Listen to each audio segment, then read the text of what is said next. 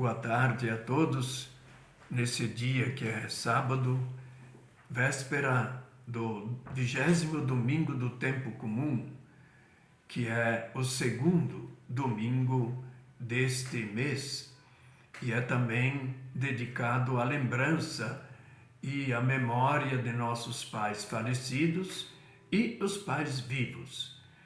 Então, a palavra de Deus hoje é muito oportuna para iluminar um pouco esse festejo e também a grande função e responsabilidade do pai e, é claro, junto com a mãe, não é?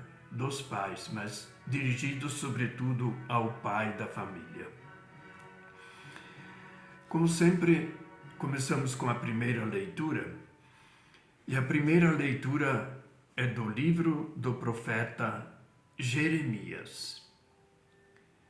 Naqueles dias, disseram os príncipes ao rei: pedimos que seja morto este homem.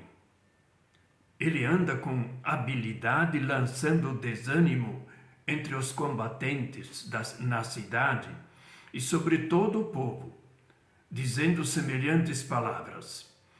Este homem, portanto, não se propõe o bem-estar do povo, mas sim a desgraça. Disse o rei Sedecias: ele está em vossas mãos. O rei nada vos poderá negar. Agarraram então Jeremias e lançaram-no na cisterna de Melquias, filho do rei, que havia no pátio da guarda, fazendo-o descer por meio de cordas. Na cisterna não havia água, somente lama.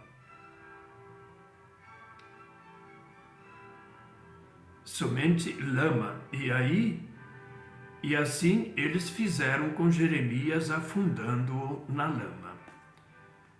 Ebed-Melech saiu da casa do rei e veio ter com ele, falando-lhe: ó rei, meu senhor, muito mal procederam esses homens em tudo o que fizeram contra o profeta Jeremias, lançando-o na cisterna para aí morrer de fome.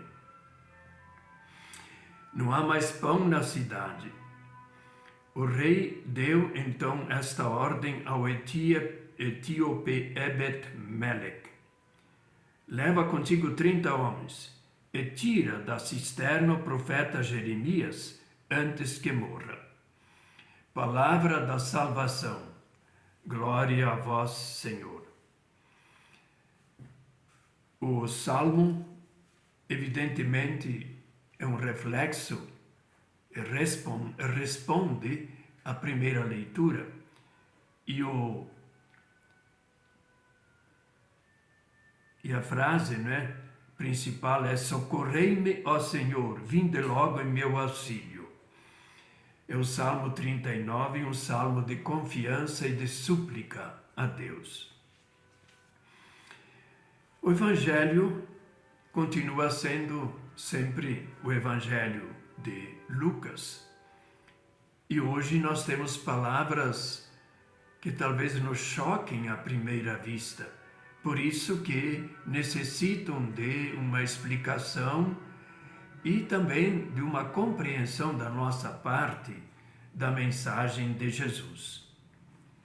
Proclamação do Evangelho de Jesus Cristo segundo Lucas.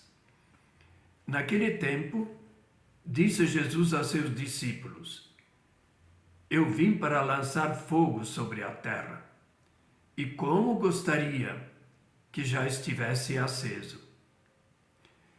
Devo receber um batismo e estou ansioso até que isto se cumpra. Vós pensais que eu vim trazer paz sobre a terra? Pelo contrário, eu vos digo, vim trazer divisão.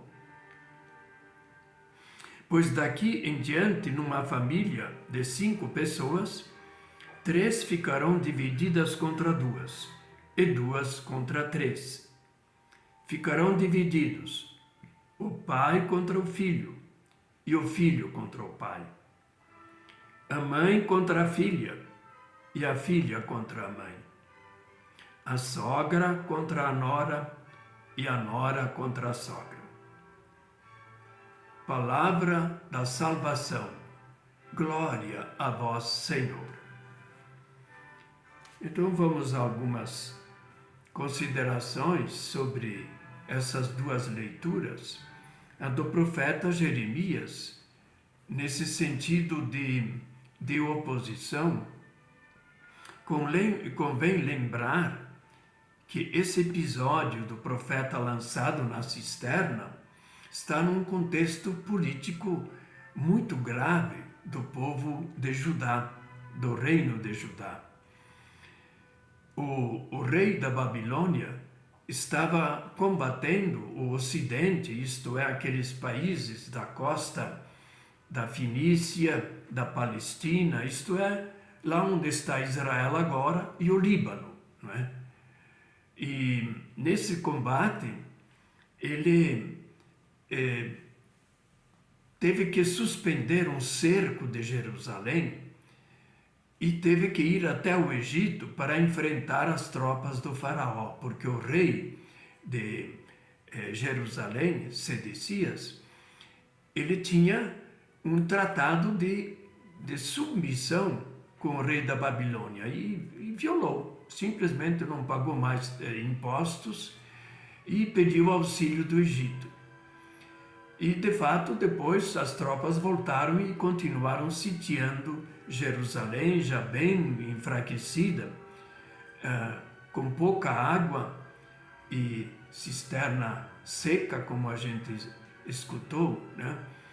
E é claro que eles tinham uma fonte, mas guardavam muita água de chuva em cisternas. E esta estava se acabando. E a outra fonte, ela estava protegida sim, mas com perigo de ser violada pelo inimigo, então perderiam também a água. Então era uma situação muito difícil, faltava alimento também, como nós vimos. E aí a posição do profeta, ele é, como Jesus aparece no Evangelho, um homem que divide, que contradiz, que não segue a opinião comum. Enquanto os chefes, o rei e os da corte, não queriam ser dependentes da Babilônia, Jeremias defendia: nós temos que nos sujeitar à Babilônia. Temos que nos sujeitar. É a única maneira de nós salvarmos a cidade, salvarmos as nossas vidas. Porque a cidade seria destruída de qualquer forma. Porque os babilônios e também os assírios, eles conquistavam, dominavam um povo e faziam uma aliança. Em caso de violação da aliança, que de desobediência, cortaram simplesmente as relações com Babilônia, então viriam as tropas e puniriam a cidade, que seria destruída. Trocariam, no primeiro caso, trocavam o rei, mas esse aqui já é um dos reis trocados por Babilônia. Pois é, então, Jeremias diz: não, sujeitem-se, porque assim nós salvaremos as nossas vidas. E ele então, por causa desse conflito, não é? Ele acabou sendo jogado na cisterna. E vejam que os nomes, até é curioso, né? O nome Sedecias, na língua hebraica, significa Deus é justo ou justiça de Deus, né? O nome do rei Sedecias. E o filho dele, que manda jogar o profeta Jeremias na cisterna, se chama Melquias. Meu rei, quer dizer, ele é um rei de Javé, né? Rei do Senhor, né? E E o servo se chama Ebed Melech, significa servo do rei. Então, quem é que salva aqui, intervém para salvar a vida de Jeremias? É o servo, provavelmente até um etíope, não é? E esse etíope, um estrangeiro, escravo, né, a serviço do rei, intercede e o salva. Vejam que Jesus, hoje, na explicação do Evangelho, vamos perceber que as palavras falam não só, digamos, do conflito que vai haver no futuro entre os cristãos, né, e os não cristãos, também fala exatamente do servo. Jesus não veio para ser servido como rei, apesar de na cruz estar a sentença, este é o rei dos judeus, mas para doar a sua vida. Através do seu sangue que derrama, ele nos dá a salvação, nos concede a salvação. Então vamos ao Evangelho, é o capítulo 12. Então, Jesus, aqui ele está se dirigindo diretamente aos discípulos. Às vezes são apenas os apóstolos, mas aqui, quando se fala discípulos, no fundo é dirigido a todos. Os cristãos do tempo em que Lucas escreve e também os que seguiram a Jesus bem no começo, né? Então ele diz assim: eu vim para lançar fogo sobre a terra. E como gostaria que já estivesse aceso. De que fogo ele fala? Fogo é destruidor, mas fogo também purifica. Os metais preciosos, por exemplo, ouro, prata, ferro e outros minerais, né? Eles são purificados através do fogo. Então o fogo também é, digamos, algo que purifica, que torna melhor. Então Jesus fala deste fogo. Agora, o fogo, vejam que nesse Evangelho de Lucas, o Espírito Santo, ele é como que equiparado ao fogo. João Batista diz que eu, João Batista, eu batizo a vocês com água. Mas depois de mim vem um mais forte do que eu. Ele vos batizará com o Espírito Santo e o fogo. Em Pentecostes, quando descem aquelas chamas, são chamas de fogo que descem sobre cada um daqueles que estavam presentes naquela sala fechada que depois se abre.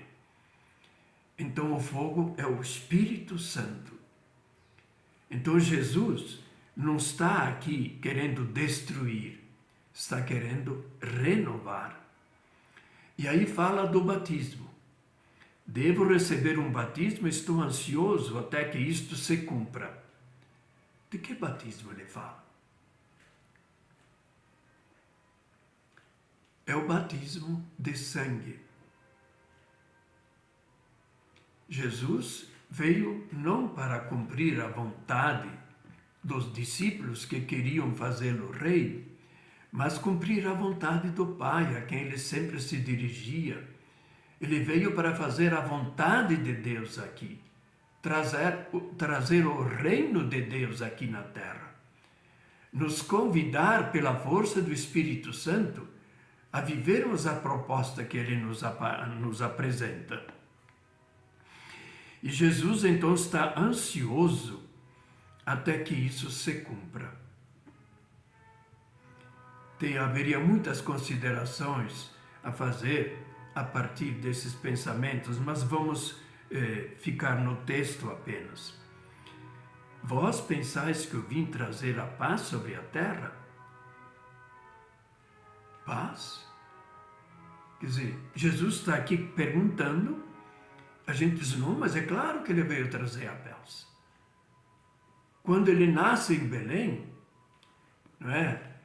Os anjos, né, quando vêm, anunciam lá aos pastores, eis que nasceu o rei esperado.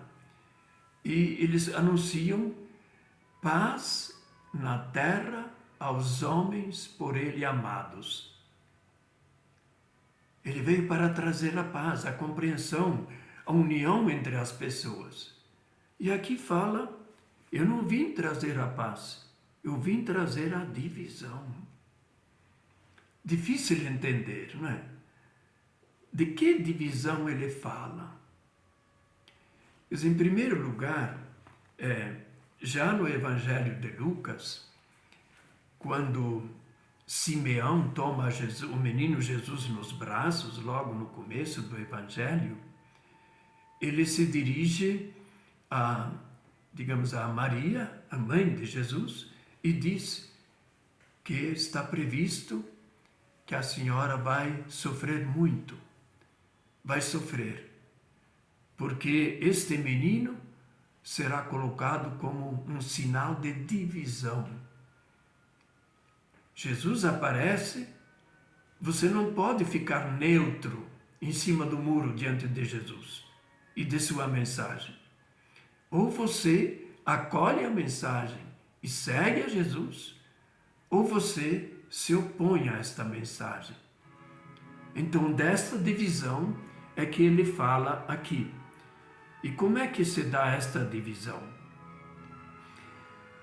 Daqui em diante, então é para tomar uma posição, né? Daqui em diante, Jesus agora, ele está pronto para doar a sua vida por nós, né? O que haverá? Numa família de 5 pessoas, o pai ficará dividido, quer dizer, primeiro ele diz assim, 5 pessoas, 3 ficarão divididas contra 2, e 2 contra 3. Ficarão divididos, pai contra o filho, e filho contra o pai. A mãe contra a filha, e a filha contra a mãe. A sogra contra a nora, e a nora contra a sogra. Então, essa divisão, vocês notaram, né, que há um conflito entre o mais velho, o pai e o filho, mãe e a filha, a sogra e a nora. O que esse texto tem a ver conosco? Com o dia dos pais, o dia do pai e da mãe também, né? Ela entra nesse jogo. Nós festejamos o pai como, diríamos, o chefe da família. Hoje não se pode mais dizer isso, que ele é chefe da família. Quem manda lá em casa, dizem os homens assim, é a mulher, né? Ela que manda. Então, os dois juntos. Então, esse conflito, vejam a responsabilidade do pai, né? A gente lembra no dia de amanhã, nesse domingo, o dia dos pais. É claro, os mais velhos vão se lembrar dos pais falecidos, rezar por eles.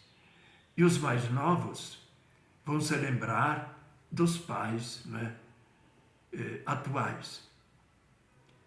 Mas a realidade da família, nós vimos, por exemplo, que com a pandemia, o que a gente ouvia dizer, contar entre as pessoas e também nas comunicações, nos jornais, né, é que muitos pais descobriram a sua função de ser pai porque começaram a conversar com os filhos, dar mais atenção aos filhos. Não delegaram a educação simplesmente para a escola, mas assumiram. Por outro lado, digamos, na sociedade atual, marido e mulher trabalham. Então se encontram poucas horas em casa muitas vezes, né? E agora, né, com a pandemia, o tempo em que não se podia nem trabalhar, né? Ou apenas trabalhar online, à distância, né? Então, agora conviver todos os dias, surgiram conflitos também, e até separações. Separações, né? Movidas por falta de diálogo. Então, se Jesus tem no Evangelho de Lucas essa mensagem de paz e de união, como é que a gente pode chegar a esta união, a não ser pelo diálogo, pela escuta, um escutar o outro. Isso vale também para a relação entre a geração nova, os filhos e os pais. Então, o diálogo, conversar, conhecer melhor o filho e ser pai, ser mãe, nas várias fases de cada um dos filhos, né? Então, o filho, ele procura certa independência dos pais, né? A partir da adolescência. Mas, digamos, o conflito sempre vai existir. O diálogo, que é um sinal de amor, quando você acolhe a pessoa como ela é, rebelde, o quê, né? Mas é alguma pessoa que está aberta ao novo. Está aberta ao novo. E às vezes nós mais velhos, claro que os pais têm muita coisa de bom a transmitir aos filhos. Para concluir, só uma reflexão. Aqui de Petrópolis nós conhecemos, vários conheceram, lá na subida para Teresópolis, era uma antiga fazenda, então o dono da fazenda construiu uma capela nessa formação assim. Então o altar, quem olha para o altar, tem atrás o vidro e árvores, né? Uma capela bonita, né? E lá, já faz um bocado de tempo, eu acho que não existe mais isso. Talvez havia uma família italiana, ou então alguém que viajou pela Itália e gostou. Então tinha um caramanchão assim, né? Que você entrava, tudo coberto, né? De flores, e aí havia placas ao longo dos postes, né? Então as placas diziam assim, primeiro, né, em italiano, mas eu vou dizer em português. Então o filho, quando é pequeno, meu pai é um herói, meu pai sabe tudo. Depois vai crescendo, né, adolescência, meu pai não entende algumas coisas aí, né, eu não consigo fazer ele entender também a ele, né, o que eu estou pensando, o que estou buscando. E assim chega um ponto, rebeldia mesmo, até conflito, né? Bom, com o tempo vai passando, ele já está na sua profissão, já está formado, e surgem problemas, às vezes até familiares, né? Então isso de placa em placa, assim, né? De um e do outro lado, né? E aí ele chega um momento, que pena, não é? Bem que eu poderia falar com o pai para a gente conversar, esclarecer como é que eu devo proceder com os meus filhos, não é? É assim a nossa vida. Então o Dia dos Pais merece ser festejado porque todos nós temos pais. E merece também ser pensado pelos filhos, né? Que eles devem estar abertos ao diálogo. E mais abertos e compreensíveis ainda, os pais. Então, feliz Dia dos Pais. E para que esse fogo? Fogo do Espírito Santo. É o Espírito Santo que dá aquela luz, aquela força para os pais poderem dialogar entre si e dialogar muito com seus filhos para que eles cresçam, né? Eles se formem. Isso é a formação que a família pode dar. E que o Espírito Santo nos ajude. Amém.